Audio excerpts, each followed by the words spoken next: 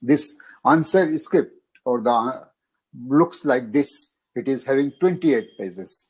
For 100 marks, it is 28 pages, and roll number should be written in figure as well as in number at the right hand corner. We call it OMR portion. So this is the portion you can see. You should write your roll number and in words as well as in numbers here only, and at no other places you should write your roll number. Even on the additional sheet or graph sheets, whatever sheets are available to you, you should not write your roll number on any of the sheet under any circumstances. I will discuss about the effect of the writing roll number somewhere else. So roll number should be written. Maybe here you can use the black pen or blue pen, no problem to this. But the answer in the answer script should be written with black ball pen. What is the purpose of using black ball pen? You must be looking for the logic of this. Logic is that all the answer script will be scanned.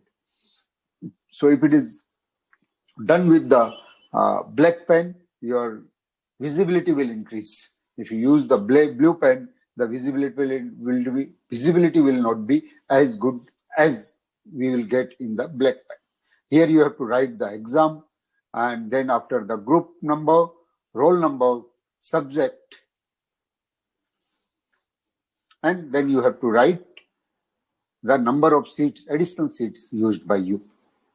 So, and here you should tick which questions you have answered and which questions you have left unanswered, and remove the barcode sticker in the attendance sheet. If you are appearing first time, let me tell you, barcode sticker will be available on your attendance sheet. So remove from there and affix at the space provided for the fixing the barcode. You should not, if you are not fixing the barcode sticker, then it may miss out. And since the machine is going to read your roll numbers, so please darken the circles properly here also. If you are not doing so, computer may do the wrong reading also. And the answer should be written neatly and legibly, that we must know each and every questions must be written neatly. This is very important information. ICAI requires you to start your questions from a fresh page, and on the top of each page you write the question number. So it is advisable, and if it is a 2 marks question even, do not think of that. Even half of the page you have written or quarter of the page you have written, do not hesitate to use the next page. For each question you should use the separate page, and at the top of the page, not in the margin space, within the space provided for writing, within that space you should write the question number. The answer to each question in all parts should be fully completed in one page or in consecutive set of pages before next question is taken up.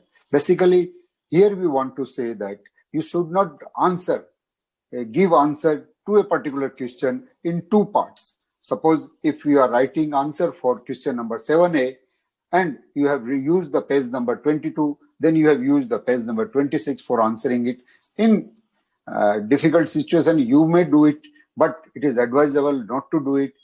It may so happen the examiner get confused about the 2 parts of the question. Then you must say properly writing that continue to the page number so and so. On the page number so you must write it is started, it is carry forward from the page number so. It is difficult. So you should avoid writing questions in different parts. Answers in different parts means half of the answer have been given on some other page, then not consecutively you have used the pages, you have missed out certain pages and then given the answer. So it should be avoided, I should say.